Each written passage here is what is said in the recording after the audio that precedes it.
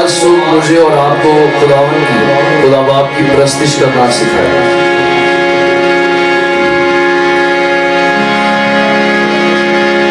रूहे पाक खुदा बंदा तू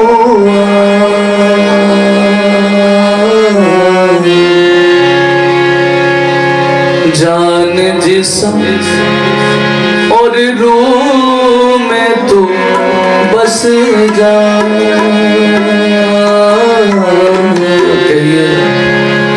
रूहे पाक खुदा बंदा तू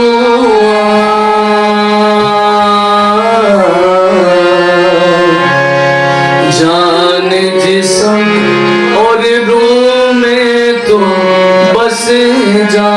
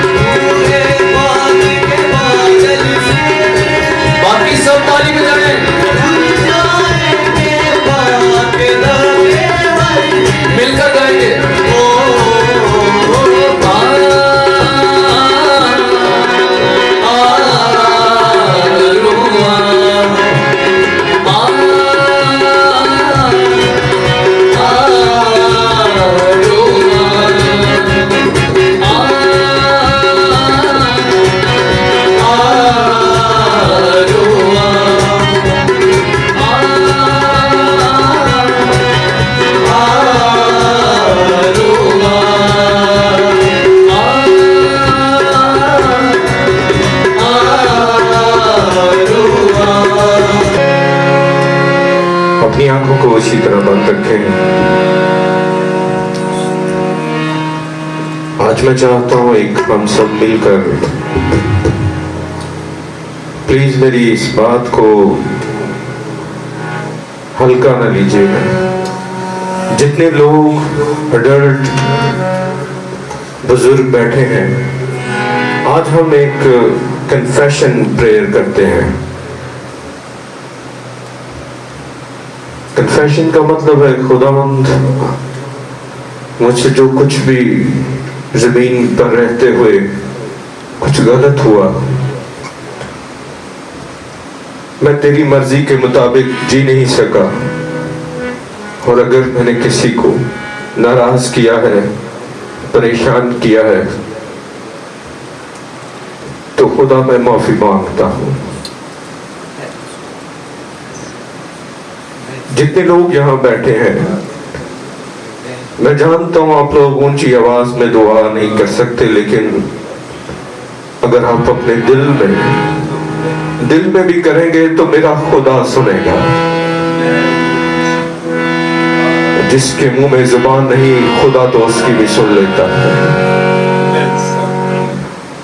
मगर कोई कुछ चाहता हो, उसके दिल के अंदर कोई तड़प हो अपने खालिक हकीकी की मर्जी को पूरा करने की,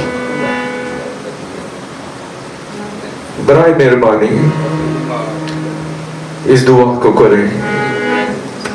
चंद लम्हे इसमें गुजारें। यकीन जाने उसकी कदूसियत की कोई हद नहीं। वो कितना पाक है आप नहीं जानते। जब हम खुदा के रूह को बुलाते हैं, तो अगर वो नहीं आता तो उसके पीछे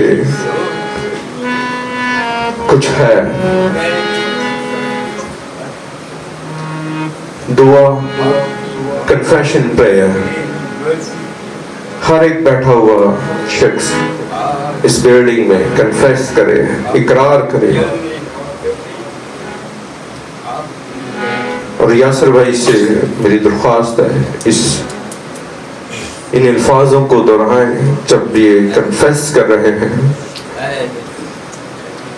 बारिश होगी रूहे पाक के बादल से, क्योंकि जब वो बारिश कहता है तो हम धुल जाते हैं, हम पाक हो जाते हैं। खुदा हमारे जुए बंधन तोड़ देता है, हमें हमारे गुनाहों से पाक कर देता है। याद रखें, जमीन पर अगर आप अपनी रूह को धोना चाहते हैं तो वो फक्त उसका रूह है, वो उसके रूह से ही धुल सकती है, और कोई हल नहीं इस जमीन पर। मांगे दुआ, बारिश हो, मांगे दुआ, रूह पाक के बादल से। खुदा इनको धो दे, खुदा इनको धो दे, खुदा तेरे से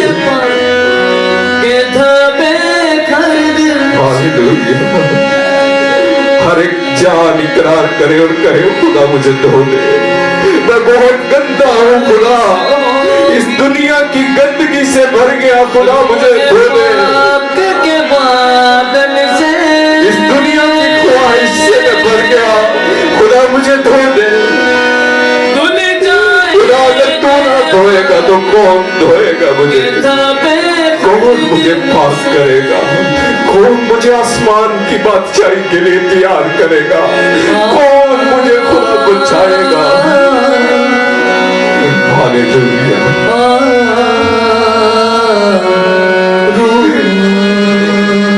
सब ये गाए, सब ये गाए, सबकी आवाज आए। मेरे खालिक हकीकी, मेरा मालिक ये दुआ सुनना चाहता है, मेरा खुदा ये दुआ सुनना चाहता है, मेरा खुदा ये अल्फाज सुनना चाहता है। खुदा मुझे धो दे, खुदा मुझे धो। हालेलुया,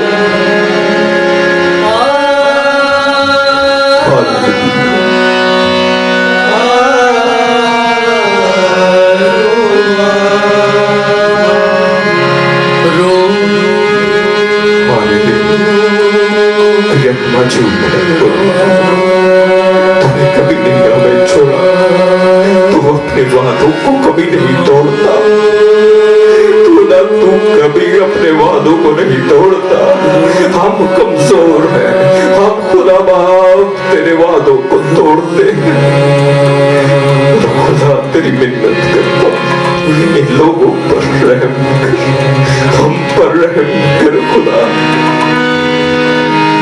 तेरा शुक्र हो, तेरी हमद और सताइश तेरे कदमों में आए हालेलुया। खुदा तेरा शुक्र, हमको छूने से तो हमें छूले, खुदा हमें छूले, तेरे कदमों में आए हमें छूले, हमको छूने खुदा हमें छूले।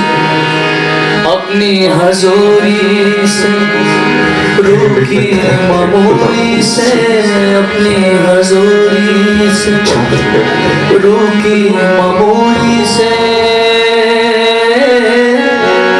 हमको भर दे यीशु। ला ला ला ला ला ला ला ला ला ला ला ला ला ला। ताली बजाएंगे मिलकर फिर से। ला ला ला ला ला ला ला ला ला ला ला ला ला ला ला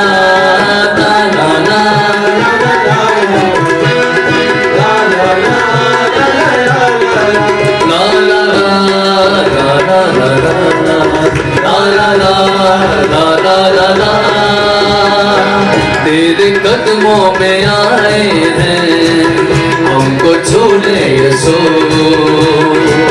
तेरे कदमों में आए हैं, हमको छूने यीशु।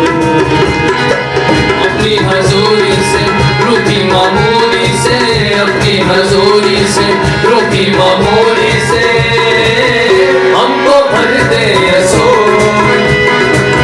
हमको भर दे यीशु।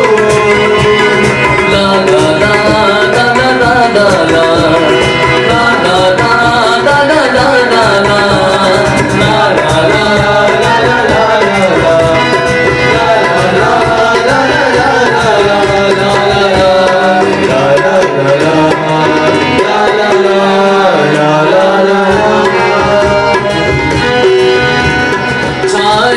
जिंदगी थारो दिल में बस जा तू ही तो।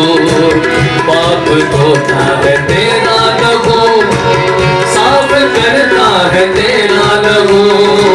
चाहे अब जिंदगी थारो दिल में बस जा तू ही तो। पाप धोता है तेरा लहू, साफ करता है तेरा लहू। तूने रोग मिटाए हैं, हमको छूने यीशु।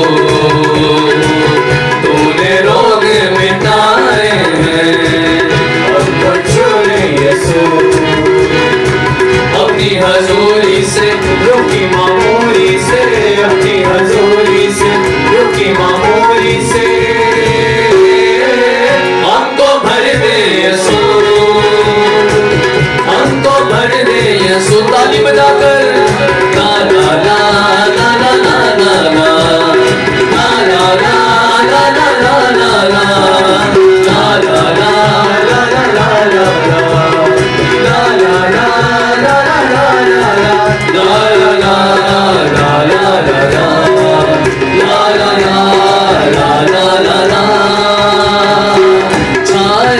जिंदगी खारो दिल में बस जा तू ही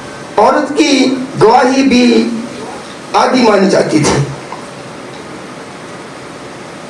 जब यीशु यहूदिया से गलील को जा रहा था तो कलाम मुकद्दस हमें बताता है, यूहन्ना रसूल की अंजील उसका 4 बाब,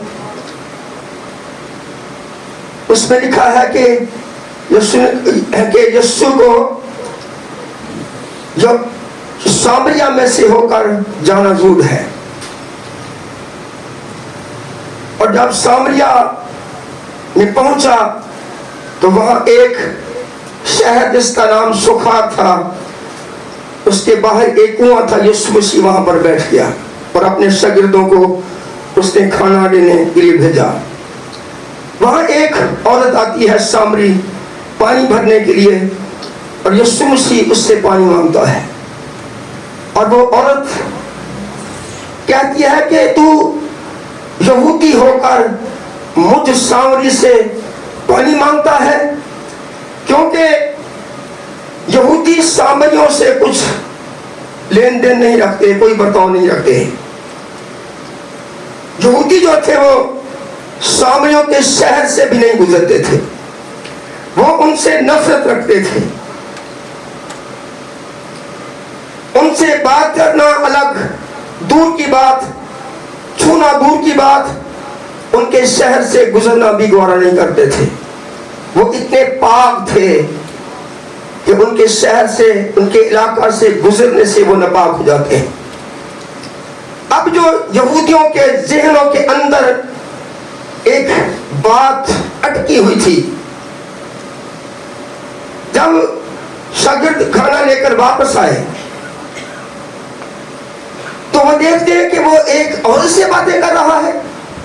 वो हैरान हुए कि यीशु एक औरत से बातें कर रहा है, क्योंकि यहूदी औरतों से भी बात नहीं करते थे कि हम बात करेंगे तो हम नापाक हो जाएंगे। गुनाहगार के साथ बात नहीं करते थे, हम बात करेंगे तो नापाक हो जाएंगे। बीमार तो पहले ही बीमार की बीमारी गुनाह की अलामत समझी जाती थी। कोई बीमार होता तो वो जरूर ये समझते कि ये बहुत बड़ा गुनाहगार है और वो उससे दूर रहते हैं।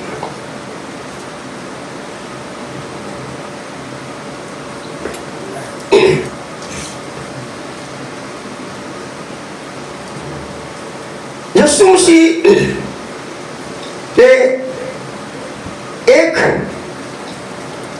मसूल लेने वाले को चुना अपनी खिदमत के लिए। उसे बुलाया कि तू मेरे पीछे हो ले, और उसने यीशु मसीह की दावत की, और उस दावत में बहुत से उसके उनके दोस्त आए जो गुनाहगार थे, शराबी थे। तो यहूदी लोगों ने यीशु मसीह के शागिर्दों से सवाल किया कि तेरे शागिर्द और तू गुनाहगारों के साथ क्यों खाता पीता है? यीशु तो गुनाहगारों के साथ खाता पीता है, वो उनके साथ मेल मिलाप रखता है। इतनी नफरत करते थे गुनाहगार से, और फिर महसूल लेने वालों से इससे भी ज्यादा, क्योंकि वो रोमी हुकूमत को टैक्स वसूल करके मजबूर करते थे। इतनी नफरत। वो गुनाहगार औरतों को और गैर कौम वालों को यहूदी नफरत करते थे। वो उनके लिए रद्द किए हुए थे, उनको वो नाचीज जानते। ये लोग अपनी ही निगाह में नाचीज थे, क्योंकि उनके साथ ऐसा रवैया रखा जाता था कि वो अपनी ही निगाह में अपने आप को नाचीज समझते थे। ये तो यहूदी आलमों का और फरीसियों का, काहिनों का रवैया है। लेकिन यीशु का गुनाहगार के साथ क्या मंसूबा है, उसके लिए वो अपने अंदर क्या मंसूबा रखता है, क्या प्रोग्राम है यीशु का उनके लिए। यीशु मसीह ऐसे लोगों को निजात देने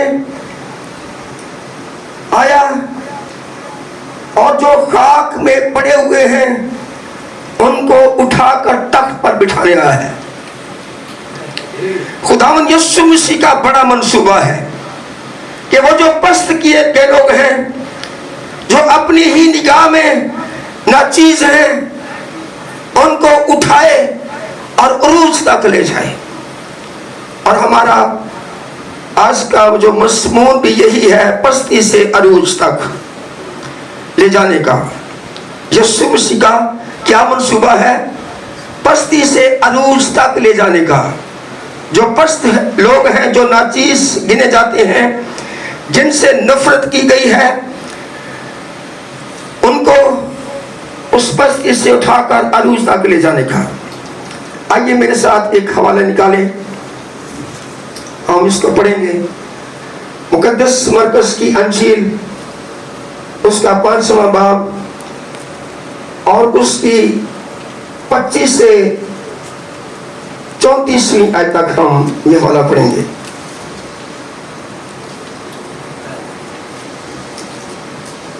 खुदावंद के कलाम मुकद्दस में ये लिखा है, फिर एक औरत जिसके 12 बरस से खून जारी था और बहुत तबीबों से तकलीफ उठा चुकी थी और अपना सारा माल खर्च करके भी उसे कुछ फायदा न पहुंचा हुआ, बल्कि ज्यादा बीमार हो गई। यीशु का हाल सुनकर भीड़ में उसके पीछे से आई और उसकी पोशाक को छुआ, क्योंकि वो कहती थी अगर मैं सिर्फ उसकी पोशाक ही छू लूंगी तो अच्छी हो जाऊंगी।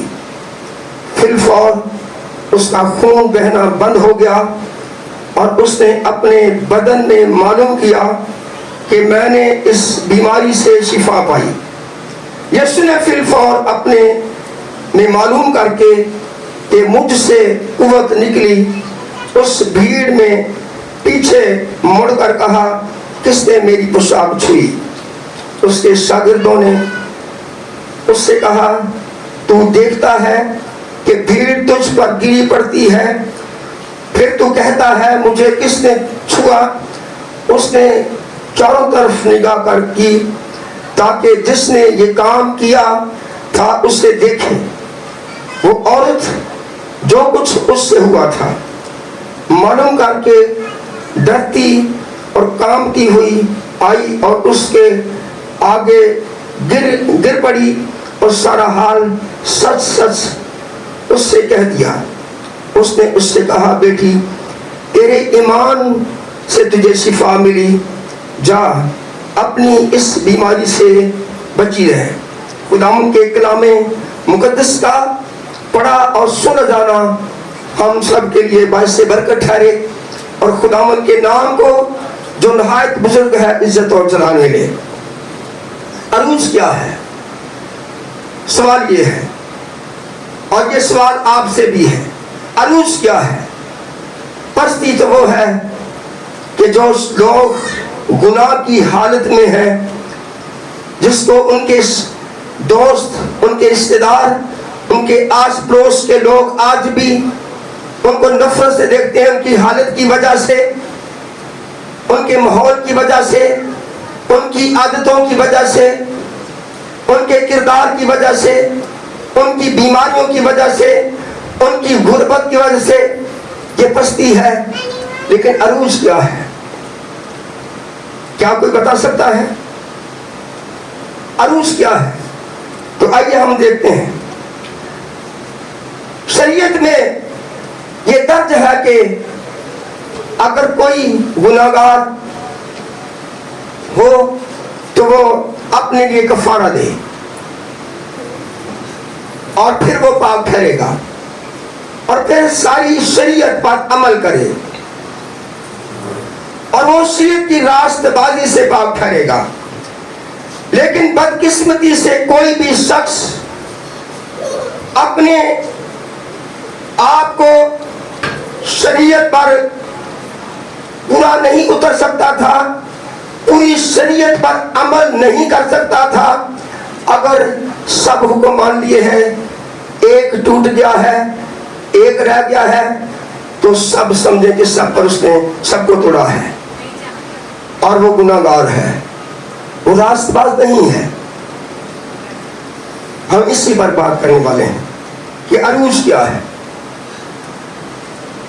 जो लोग शरीयत की रास्तबाजी से पाक नहीं ठहर सकते थे, हमेशा की जिंदगी नहीं हासिल कर सकते थे, यीशु मसीह ऐसे लोगों को निजात देने आया है। जो लोग उसके पास आते हैं, उससे अपने गुनाहों का इकरार करते हैं, माफी मांगते हैं और इब्लीस को अपनी जिंदगी से निकल जाने का हुक्म देते हैं, उसका इनकार करते हैं कि आज से तू मेरी जिंदगी से जा सकता है, आज से तेरा मेरे साथ कोई रिश्ता नहीं है, आज मैं तुझे अपनी जिंदगी से खारिज करता हूं और आज मैं अपने खुदा का इकरार करके उसको अपनी जिंदगी का बादशाह और खुदा और बाप मानता हूं और अपनी जिंदगी में उसे अपने दिल के अंदर उसे आने की दावत देता हूं। और खुदा बाप, मैं अपने दिल का दरवाजा तेरे लिए खोलता हूं। ये औरत जिसके बारे में आपने सुना है, जो हवाला पड़ा गया है, ये 12 बरस से बीमार है और उसे ऐसी बीमारी है जिसके बारे में तौरात कहती है, ऐसी औरत अगर किसी कपड़े को छू जाए तो वो कपड़ा नापाक, अगर जिस चरपाई पर बैठे, पलंग पर बैठे वो नापाक, जिस बर्तन को छू जाए वो बर्तन नापाक, जब तक वो इससे वो खलासी हासिल नहीं करती, तहारत नहीं कर लेती, उस वक्त तक वो नापाक है, उस तहारत के दिनों तक नापाक है। और ऐसी औरत किसी को छू नहीं सकती। फिर यहूदी आलमों को, फरीसियों को, काहिनों को, ये तो मौत को दावत देने की बात है। ऐसी औरत को के लिए क्या सजा है? लेकिन ये यीशु मसीह के पीछे से आई है, डरती हुई, कांपती हुई, क्योंकि वो अपनी हालत को जानती है कि मेरी हालत कैसी है। अगर किसी ऐसे शख्स ने फरीसियों में से, किसी यहूदी आलमों में से किसी ने देख लिया तो वो मुझे संसार कर देंगे। उसने यीशु की पोशाक को छुआ है। किसको छुआ है? किसको छुआ है? खाना खाया आपने, नाश्ता किया है, जरा आवाजें बुलंद करें। किसको छुआ उसने? किसको छुआ उसने? उसने यीशु की पोशाक को छुआ है। लेकिन हमारा यीशु मसीह जो है ये नापाक नहीं हुआ। ध्यान दे इस बात पर, यीशु नापाक नहीं हुआ, वो औरत पाक हो गई है और उसने अपनी बीमारी से भी शिफा पाई है। बीमारी से शिफा पाना, इससे मुराद वो अपने गुनाहों से भी आजाद हो चुकी है। बगैर गुनाह माफ हुए शिफा नहीं थी। वो शिफा जो पा चुकी है, उसके गुनाह भी माफ हो चुके हैं। और यीशु मसीह ने कहा, किसी ने मेरी पोशाक को छुआ है। शागिर्द कहते हैं कि तू कहता है कि मुझे किसी ने छुआ है, लोग तुझ पर गिरे पड़ते हैं। लोग यीशु मसीह पर क्यों गिरते थे? क्योंकि वो जानते थे यीशु के साथ छू गए शिफा पा जाएंगे, गिरेंगे शिफा पा जाएंगे।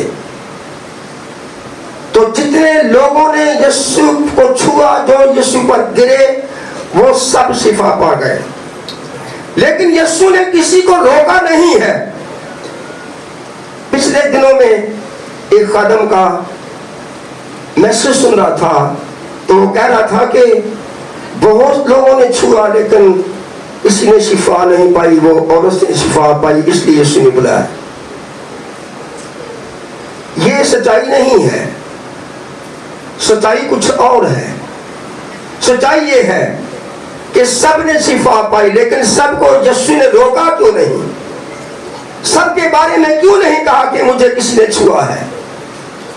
क्योंकि यीशु उन लोगों को जो पस्त है उनको बुलंदियों पर लेके जाना चाहता है।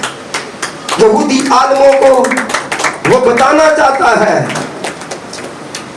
कि मुझे छूने से, जो लोग ऐसे गुनाहगार मुझे छूते हैं, जो बीमार मुझे छूते हैं, जो नापाकी की हालत में मुझे छूते हैं, उनके छूने से मैं नापाक नहीं होता बल्कि वो पाक हो जाते हैं। क्या यीशु के लिए तालियां नहीं बजेंगी? जो तालियों का हकदार है, तालियों में कंजूसी क्यों करते हैं? इस जगह पर ताली की यीशु को झूठ है, जलाल की वहां यीशु को नाम को जलाल दें। यीशु मसीह ने जाहिर कर दिया कि जिन लोगों से यहूदी नफरत करते हैं, आलम नफरत करते हैं, मेरा उनके बारे में क्या मंसूबा है, मैं उनके बारे में क्या ख्यालात रखता हूं। यीशु मसीह ने उसको दुनिया के सामने यीशु मसीह लाया और बताया कि मैं नापाक नहीं हुआ, बल्कि जिसने मुझे छुआ है वो पाक साफ हो गई है, अपनी बीमारी से भी छूट गई है। यीशु ने कहा जा अपनी बीमारी से बची रहे। हम एक और वाक्य देखेंगे, एक बदकार का खुदा तक पहुंचना। यीशु मसीह ने अपने शागिर्दों से सवाल किया। मरकस की अंजील 8वां बाब 27वीं आयत में हम जाएंगे। यीशु ने अपने शागिर्दों से पूछा कि लोग मुझे क्या कहते हैं? शागिर्दों ने कहा कि कोई ये कहता है कि तू नबियों में से कोई है, कोई ये कि एलिया है, और हेरोदिस बादशाह ने कहा कि ये यूहन्ना बपतिस्मा देने वाला जिंदा हो गया है। ये लोगों के सवाल थे। मैं जो आप के ज़हन के अंदर बात उतारने वाला हूं, इसको ध्यान से सुनना है, निगाह करनी है, होशियार रहना है, अपने कानों को, दिलों को खुले रखना है। लोगों की, यहूदियों की पहुंच कहां तक थी कि यीशु एक नेक उस्ताद है, वो एक आलिम है, एक रब्बी है। कुछ लोगों की ये पहुंच थी, उनके इल्म की पहुंच यहां तक थी कि यीशु एक नबी है, लेकिन उनकी पहुंच खुदा के बेटे मसाया पर नहीं थी, उस तक नहीं थी, खुदा तक नहीं थी उनकी पहुंच। वो छोटे लेवल पर है, नीचे नीचे है। जहां तक वो देखते हैं, जहां तक वो सोचते हैं, वहां तक उनकी पहुंच है। मैं एक भेद खोलने वाला हूं आपकी जिंदगी में। यीशु मसीह की दावत एक फरिश्ते ने की, और यीशु मसीह जब उसके घर के अंदर छोटी टेबल पर बैठकर खाना खा रहा था, अपनी पांव पीछे की तरफ करके, तो कलाम मुकद्दस के अंदर लिखा है, लूका 7वें बाब में लिखा है, ये 7वां बाब उसकी 36 से 50वीं आयत तक ये हमला है। एक औरत जो शहर की बदनाम औरत थी, वो वहां पर आई। गौर करें, ये बदनाम एक घराने में, एक खानदान में नहीं, ये पूरे शहर में बदनाम है। ये औरत आई और यीशु मसीह के उस जगह पर जहां यीशु खाना खा रहा था खड़ी हुई और आंसू बहाने लगी। जो शख्स बड़े अच्छे लिबास पहनता हो, इत्र लगाता हो, अच्छे खाने खाता हो, बड़ा सास प्रसास नजर आता हो, लेकिन गुनाह ने उसे अंदर से तोड़ा होता है, वो गुनाह के सबब से टूटा हुआ होता है। जैसा वो नजर आता है वैसा नहीं होता, वो अंदर से टूटी हुई औरत है और वो अपने गुनाहों का इकरार कर रही है और आंसू बहा रही है, वो माफी मांग रही है। और इतने आंसू उसने बहाए कि यीशु मसीह के कदम भीग गए। और जब उसने देखा कि मेरे उस्ताद के, मेरे खुदावन के कदम जो है वो भीग गए हैं, तो वो झुकी और उसने अपने बालों से उसके पांव को पोंछा और फिर उसने यीशु के पांव को चूमना शुरू किया और फिर उसने यीशु के कदमों पर इत्र डाला। जिस फरीसी ने यीशु मसीह की दावत की थी, उसने अपने जी में कहा, अगर ये नबी होता तो जानता कि ये औरत कैसी है। मैं इस बारे में पहले बता चुका हूं। उस फरीसी की पहुंच कहां तक थी, उसके जहन की पहुंच, उसके इल्म की पहुंच कहां तक थी कि यीशु क्या है, कौन है। वो सब लोग जो यहां मौजूद है, कोई इस यीशु को रब्बी जानता है, नेक उस्ताद जानता है, कोई नबी के तौर पर जानता है। वो एक उस्ताद के पास बैठे हुए हैं, वो एक नबी के पास बैठे हुए हैं। लेकिन मैं आपसे पूछना चाहता हूं कि आसमान पर, तीसरे आसमान पर कौन है, कौन है वहां पर? सारा बताएगी। तीसरे आसमान पर कौन है? ऊंची आवाज से, खुदा का तख्त है और खुदा है, उसके फरिश्ते हैं। वहां तक कोई नहीं पहुंच सकता, सारे फरिश्ते वहां पर नहीं है, चंद फरिश्ते हैं, चंद लोग हैं। 12 बुजुर्ग, 12 शागिर्द, 12 बुजुर्ग इस्राएल के, 24 बुजुर्ग, 4 जानदार और कुरबी, कुछ और भी लोग होंगे, लेकिन सब नहीं, चंद लोग हैं वहां पर। वहां खुदा की हजूरी है, वहां खुदा का तख्त है, वहां खुदा है। मैं आपको बताना चाहता हूं कि वो लोग तो एक रब्बी के पास बैठे हुए हैं, एक नबी के पास बैठे हुए हैं, लेकिन उस औरत की पहुंच खुदा तक है। वो अपने खुदा के पास बैठी हुई है। जो तख्त नशीं होता है, जो खुदा बाप के तख्त पर बैठता है, जिसने आसमान और जमीन को तख्लीक किया है, वो उसके पास बैठी हुई है। आज मैं ऐसे लोगों से सवाल करना चाहता हूं कि यहूदियों की पहुंच तो सिर्फ एक रब्बी और एक नबी तक थी, लेकिन आपके इल्म की और आपकी जहानत की पहुंच कहां तक है? आप कहां तक समझते हैं यीशु के बारे में? आप यीशु के मंसूबे के बारे में क्या समझते हैं? यीशु कौन है? यीशु का औरतों के बारे में क्या मंसूबा है? यीशु का गुनहगार मर्दों के साथ क्या मंसूबा है? वो पस्ती से अरूज तक ले जाने वाला है। मैंने आपसे सवाल किया था, अरूज क्या है? अरूज खुदा का तख्त है, खुदा तक पहुंचना है। वो औरत कहां बैठी हुई है? जरा बुलंद आवाज से बोले, कहां पर बैठी हुई है? वो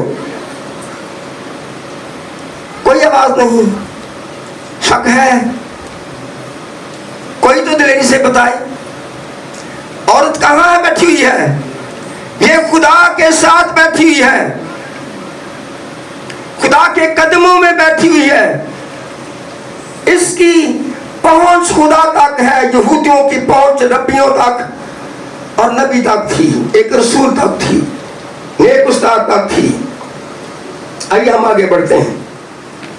यूहन्ना रसूल की अंजील उसका 8वां बाब उसकी 6ठी आयत है। यहूदी लोग एक औरत को यीशु के पास लाए। उन्होंने कहा कि उस्ताद, तौरात में लिखा कि अगर कोई ऐन वक्त बुरे फेर के वक्त पकड़ा जाए तो उसे संसार किया जाए। इस औरत को हमने ऐन बुरे फेर के वक्त पकड़ा है, इसके बारे में क्या करना है? तो क्या कहता है? उनकी बड़ी शरारत थी।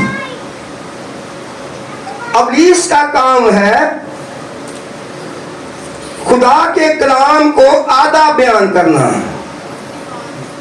इब्लीस क्या करता है? कलाम को आधा बयान करता है, कुछ छोड़ देता है, कुछ बयान करता है। हवा के साथ भी इब्लीस ने ऐसा किया, और जहां पर ये फरीसी भी ऐसा यीशु के साथ कर रहे हैं। वो कलाम को, तौरात को आधा बयान कर रहे हैं, उस नक्ते को आधा बयान कर रहे हैं।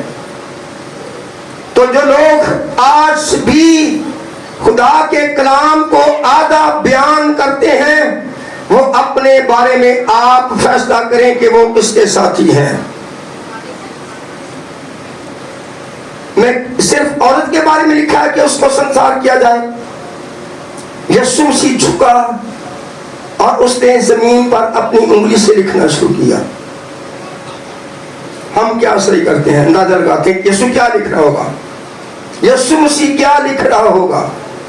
यीशु मसीह लिख रहा होगा कि इसके साथ मर्द जो था वो कहां है, उसको क्यों छोड़ आए हो। जब यीशु मसीह ने ये लिखा तो उनकी शरारत उन पर जाहिर हो गई कि हम तो गुनाहगार हैं, हमने तो गुनाह किया है। हम एक को छोड़ आए हैं, एक को ले आए हैं।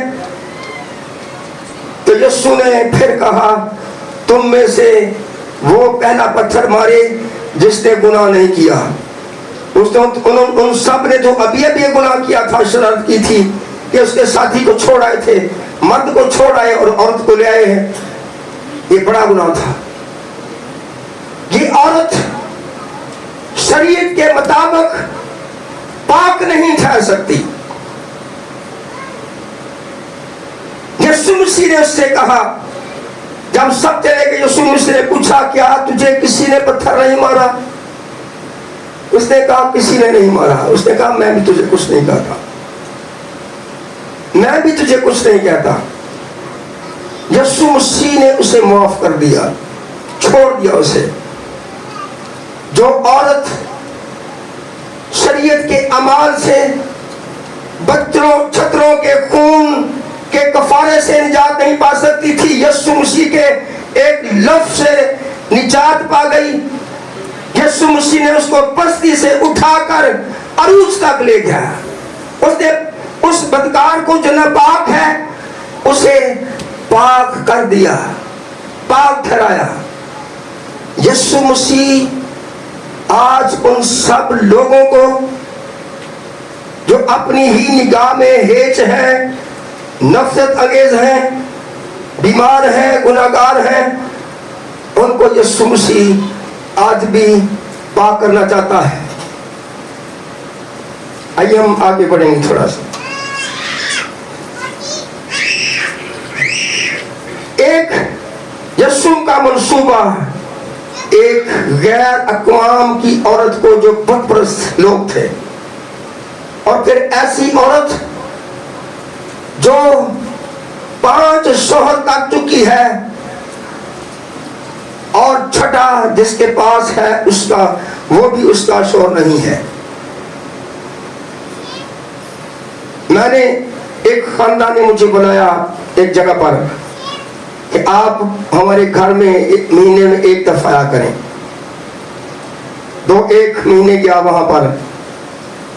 2 महीने के बाद मैंने ये मैसेज सुनाया कि वो औरत 5 शौहर कर चुकी थी, और छठा जिसके पास था, जिसने कहा वो भी तेरा नहीं है, किसी का है, किसी के शौहर के पास तू रह रही है। उसके बाद उन लोगों ने मुझे नहीं बुलाया। फिर एक जगह जब मैं कलाम सुना रहा था यही, तो बेटी ने मां की तरफ बड़ी गौर से देखा।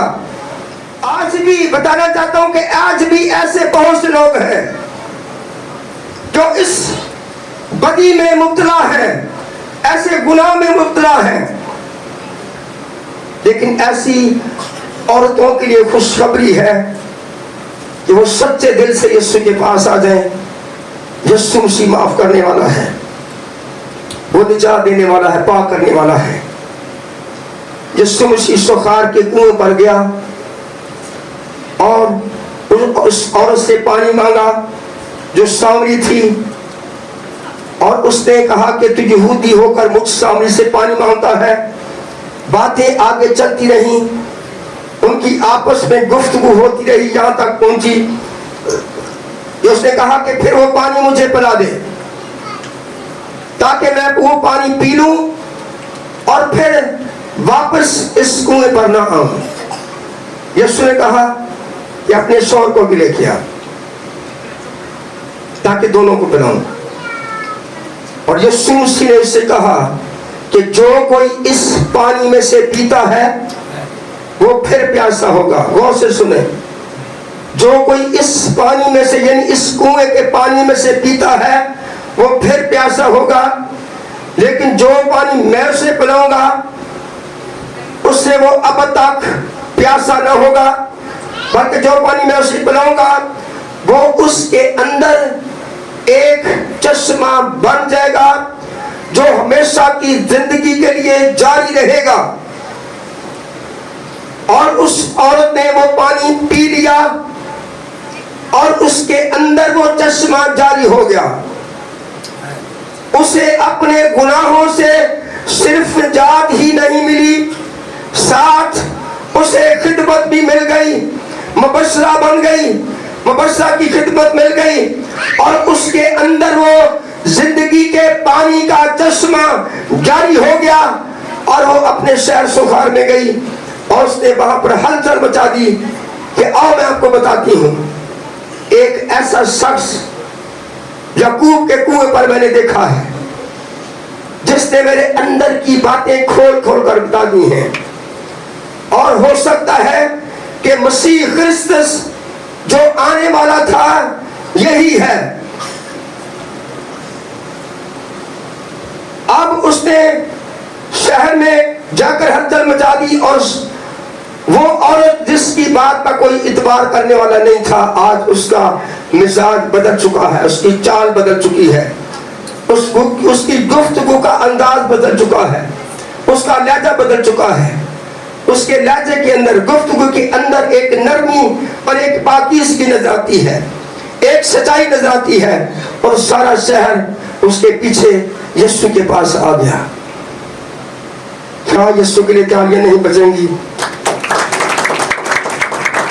इतने बड़े बड़े काम करता है यीशु। एक बदकार को, जो बहुत बदकार है, जो बहुत बदनाम औरत है, उसने सिर्फ उसको निजात नहीं दी, उसे अपनी खादमा भी बना दिया है। तो यहूदी लोग तो ऐसे लोगों के साथ नफरत के सिवा और कोई वो जाहिर नहीं करते थे, लेकिन यीशु का मंसूबा जो है वो पस्त लोगों को अरूज तक ले जाने का है, यानी अपनी हजूरी में खड़ा करने का है, आसमान की बादशाही में दाखिल करने का है, खादम बनाने का है, आसमान की चीजों का वारिस बनाने का है। हालेलुया। जो लोग यीशु को कबूल करते हैं वो खुदा के फरजंद हैं और वो खुदा के हकदार हैं। खुदा पर उनका दावा है कि खुदा उनका है, और खुदा की जितनी चीजें हैं, जितनी चीजें आसमान पर हैं, वो सब उनकी हैं। ये है पस्ती से अरूज। यीशु मसीह ने कहा कि जहां मैं हूंगा, अपने शागिर्दों से कहा, जहां मैं हूंगा वहां तुम भी होगे। Hallelujah, hallelujah. तो आज जितने लोगों ने अभी तक तौबा नहीं की, जो लोग सच्चे दिल से यीशु के पास नहीं आए, वो सच्चे दिल से यीशु के पास आए और माफी मांगे, वो पाक होंगे और खादम भी बनेंगे आसमान की बात से कि बारिश भी होंगे, और ऐसे लोग जो औरतों को हकीर जानते हैं, जो लोगों औरतों की खिदमत के खिलाफ बात करते हैं, वो कलाम को पूरे तौर पर पढ़ें, पूरे तौर पर समझें, और वो समझें कि उनकी पहुंच कहां तक है। क्या उनकी पहुंच यहां तक ही है जहां तक यीशु मसीह औरत को पहुंचाना चाहता है? वहां तक नहीं है। लेकिन ये सब खादमों के बारे में नहीं कहता। बहुत से खादम इस बात पर मुत्फिक है कि औरत के पास खिदमत है, खुद औरत को खुदा ने ब्लेस किया है, वो खादमा है, वो डाइस पर खड़े होकर कलाम सुना सकती है। और मैं बताना चाहता हूं कि खादम ने कहा मुझे कि औरत कलमा बरकत नहीं सुना सकती। जो औरत खुदा का कलाम सुनाती है वो सारे कलमा बरकत हैं। अंजील के सारे लफ्ज कलमा बरकत हैं। जब वो ये कहती है कि तौबा करो क्योंकि आसमान की बात से नजदीक आ गई है, आप तौबा करोगे, खुदावन आपको बेटा बनाएगा, ये कलमा बरकत है। आप शिफा पा जाएंगे, ये कलमा बरकत है। आप निजात पा जाएंगे, आप ये कलमा बरकत है।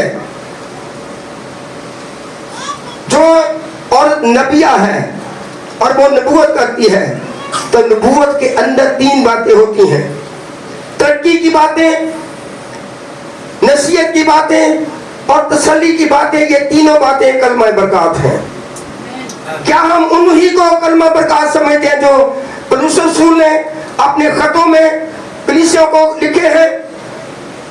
यीशु की अंजील कलमा बरकत है, क्योंकि यीशु कलमा बरकत है, बरकत का कलमा है, वो तखलीक का करने वाला कलमा है, वो शिफा देने वाला कलमा है, वो निजात देने वाला कलमा है। हालेलुया। आइए श्रोता यीशु के लिए तालियां लगाएं और खड़े हो जाएं, अपने कदमों पर खड़े हो जाएं और यीशु की शुक्रगुजारी करना शुरू करें कि यीशु मसीह हमारे लिए कैसे प्रोग्राम रखता है, उसके मंसूबे कैसे हैं। हालेलुया। आइए अपनी आंखें बंद करके दुआ करना शुरू करें। हालेलुया। खुदा बाप तेरा शुक्र हो, खुदा बाप तेरी तारीफ, तेरी तमजीद हो कि तूने हमारे साथ ऐसा शुरू किया है, ऐसा मंसूबा रखता है। तेरे मंसूबे हमारे लिए भलाई के मंसूबे हैं। हालेलुया। हालेलुया। Praise God. आइए सब आंखें बंद हो जाएं। खूबसूरत पैगाम कलाम की सच्चाइयां खुदा अपने बंदा के वसीला से खोल रहा है, और मैं यहाँ पर बताना चाहूंगी कि यीशु मसीह जो खुदा का कलमा है वो पड़ा ही कुंवारी मरियम के पेट में था। जो उसके पेट में पड़ा है वो खुदा का कलमा है, और लोग उसको कलमतुल्लाह कहते हैं। लोग उसको खुदा का इकलौता बेटा यीशु मसीह मानते हैं। और औरत की खिदमत में सबसे बड़ी बुशारत ये है कि खुदा का फरिश्ता उस पर जाहिर होता है और वो कहता है, देख तू हामला होगी और तेरे बेटा होगा और तू उसका नाम इमैनुअल रखना, जो अपने लोगों को उनके गुनाहों से निजात देगा। हालेलुया। वो खुद उसके बातन में पड़ा है और उसी के वसीला से कुल जहानों की निजात जारी हुई, और उसी ने सलीब पर हमारा कफारा दिया है। आई आंखें बंद हो जाएंगी और मैं चाहूंगी यासिर भाई आ जाएं, चंद मिनट सब दुआ करना शुरू करेंगे उस बड़े निजात के काम के लिए जो यीशु मसीह ने हमारी जिंदगी और खानदानों में किया है। आए शुक्रगुजारी करना शुरू करें जिंदगी के लिए और जिंदगी की उन तमाम नेमतों के लिए जो खुदा बाप ने आपको बख्शी है। आप कोई भी दरखास्त अगर लेकर आए हैं तो अपना दिल जिंदा खुदा की हजूरी में खोलें। इसी वक्त में हम दुआ करेंगे, चंद मिनट सब खादम भी खड़े हो जाएंगे और सब दुआ मांगना शुरू करेंगे। Hallelujah, hallelujah. सब अपने लोगों को खोलेंगे चंद मिनट के लिए। हालेलुया।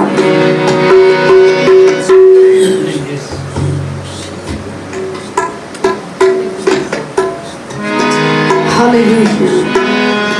तूने छुड़ाया है, तूने संभाला है। हम इस बात का इकरार करेंगे, आंखें बंद हो जाएंगी।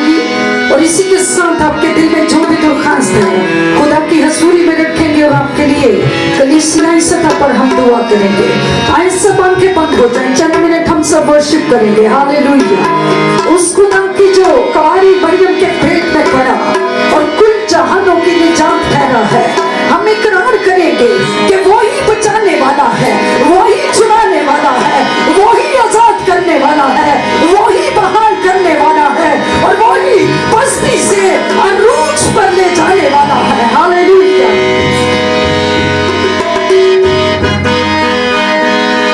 तूने बचाया है, आइए सब इकरार करेंगे।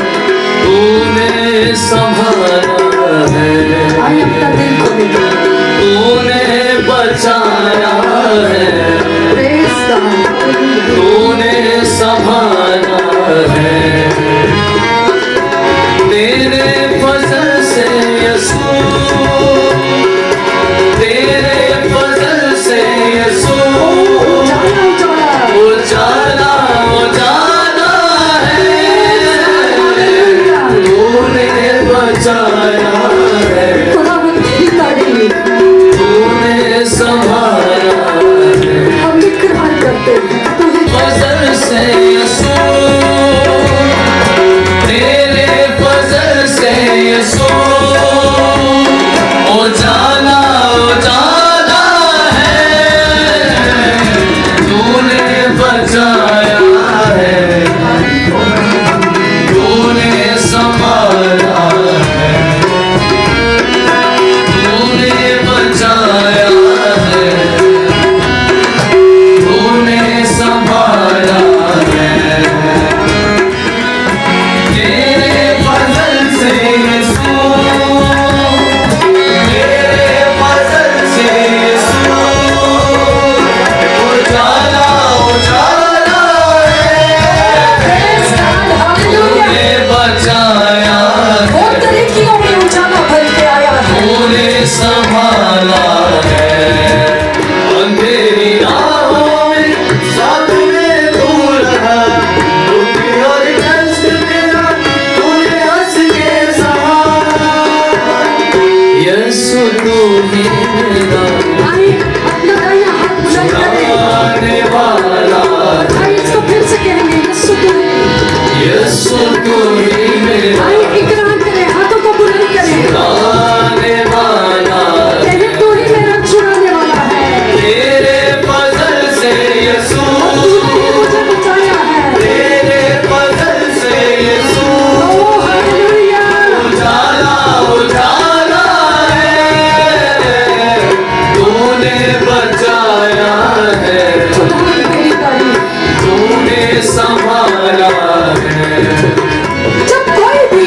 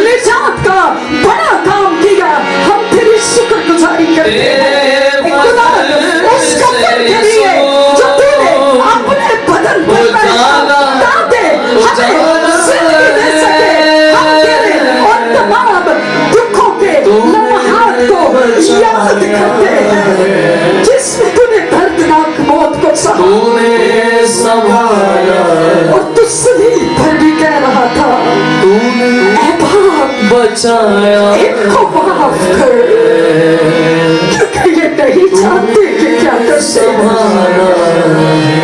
तूने सलीब पर अपनी मोहब्बत को निछावर किया है बचाया, और आज भी तेरी वो मोहब्बत तूने संभाला, तेरे करीब ला रही है। तेरी वो बुलाहट हमें तेरे करीब ला रही है। तेरी वो सलीब पर गूंजने वाली पुकारे हमें आज भी तेरी मोहब्बत से भर रही है।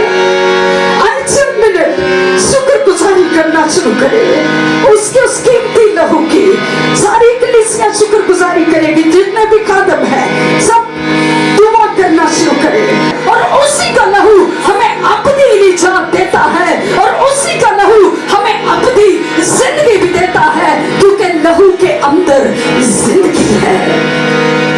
और सलीब से टपकने वाला लहू हमारी अपनी जिंदगी ठहरा है, अपनी निजात ठहरा है, अपनी मुखलसी ठहरा है, अपनी रिहाई ठहरा है, अपनी तौर पर उसने उस निजात के काम को कर दिया है। इसलिए हम उसके लहू की तमजीद करेंगे। हालेलुया।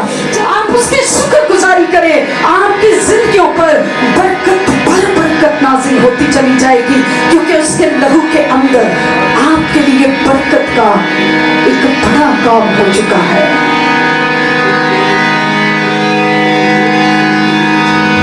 तू गया रोशनी को हो गई, दूर सारी तरीके आंखों को बंद करें और दुआ करें। चंद मिनट शुक्रगुजारी तू करें। गया रोशनी हो गई, उसके लहू की तमजीद करेंगे, क्योंकि उसी के वसीला से सारी आसमानों के रास्ते खुले हैं। हो गई, सारी बंजर वीराए जमीन खुशनुमा हो गई, सारी बंजर वीराए जमीन खुशनुमा हो गई। खुदावंद तेरे लहू के लिए तेरी शुक्रगुजारी करते हैं, जिसके लिए आसमान के रास्ते खुले, जिसके वसीला से हमारे खानदानों की नस्ली लानतों के कब्जे टूटे। आए अपने खानदानों पर बड़े के लहू को लेना शुरू करें, जिसके वसीला से रिहाई आती है, जिसके वसीला से आजादी कायम होती है। Hallelujah, praise God. धोखा गया तुझको बनाने वाले पे धोखा गया, तेरे लिए वो राहों में रोना गया, तेरे लिए वो राहों में रोना गया। उसके प्यार की है बहुत मुश्किल वज़ाते, ज़ख्मी ज़ख्मी हुआ तेरे वास्ते, ज़ख्मी ज़ख्मी हुआ तेरे वास्ते, उसके जवाब बदल को खोला गया है तेरे वास्ते, आपकी जान के लिए। अब लहू उसके मुंह पर थूका गया है। आसमान के बन गए रास्ते, ज़ख्मी ज़ख्मी हुआ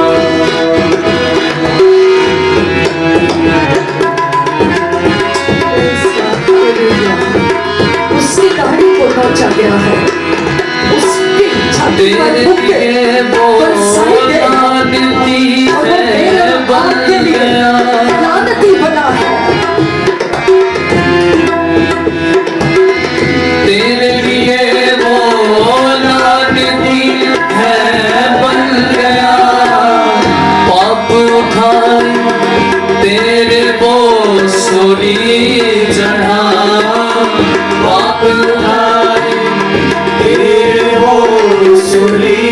चढ़ा। फिर खुदा से देख बहार हो गए राबते, जख्मी जख्मी हुआ तेरे वास्ते, जख्मी जख्मी हुआ तेरे वास्ते। अब लहू से आसमान तक लग गए रास्ते, जख्मी जख्मी हुआ तेरे वास्ते, जख्मी जख्मी हुआ, जख्मी जख्मी हुआ, जख्मी जख्मी हुआ। मेहरबान खुदा तेरी शुक्रगुजारी करते हैं तेरे इकलौते बेटे यीशु मसीह के लिए, जो जख्मों से चूर चूर जो इंसान के लिए लौटान को बर्दाश्त करता रहा और हमारे लिए सलीब पर एक बड़ी निजात का काम किया। उसके उन तमाम जख्मों के लिए हम शुक्रगुजारी करते हैं, जो उसने हमारी बदकारियों के कपड़े अपने बदन पर से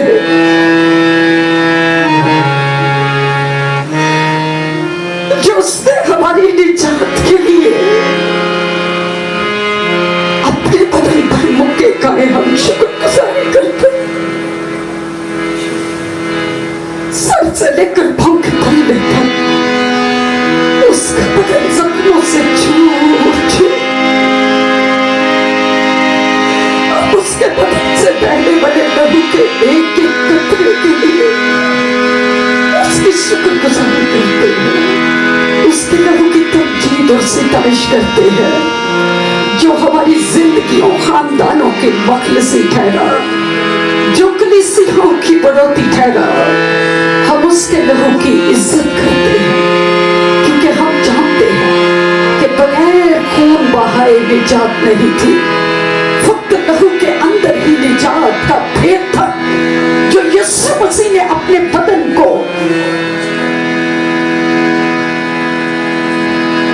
बुरी तरह से चीर डाला, उसको पेश कर दिया और उससे रिसने वाला लहू हमारी जिंदगियों पर आया और हम पर निजात का भेद खुला। हम इस बड़ी अजीम उत्तम कुर्बानी के लिए तेरी शुक्रगुजारी करते हैं, जिसके बाद किसी और कुर्बानी की हाजत नहीं रही, जिसके बाद किसी और चीज की जरूरत नहीं रही, फक्त बर्रे का लहू ही हमारी निजात ठहरा है। हम उस अजीम कुर्बानी की शुक्रगुजारी करते हैं और यहाँ बैठी हर एक जिंदगी पर बर्रे के लहू की कुदरत को लेते हैं, खानदानों पर तेरे लहू की कुदरत को लेते हैं। जितने भी तेरी बेटियां तेरे बेटे इस वक्त में अपने दिल में दरख्वास्तें लेकर आए हैं, जो लोग बीमार हैं, हम उनके लिए उसी लहू को जारी करते हैं और वो चाहते हैं कि इनके बदनों की शिफा ठहरे। और आज के दिन जो लहू इस जगह पर जारी हुआ है, बदनों पर आया है, हमने उसको बरसते हुए देखा है, वो खुदावंद तेरे लोगों के लिए एक बड़ी गवाही को कायम कर दे और हर तरह के दर्द मर्ज कर्ज रोग से, हर तरह के बांझपन से इस खुदावंद कलीसिया को आजाद करता चला जाए और आने वाले वक्तों में हम इस लहू की एक खुदावंद बहुत सारी गवाहियों को सुने। आज के सारे वक्त के लिए खुदा जो तेरी तरफ से मुकर्रर था, ताकि हम तेरी हमदो सिताइश करें, तेरे कलाम के लिए, हर एक बात के लिए तेरी शुक्रगुजारी करते हैं और सारा इज्जत जलाल खुदा बाप, खुदा बेटे, खुदा पाक के नाम को देते हैं, इसी यीशु के नाम में, आमीन।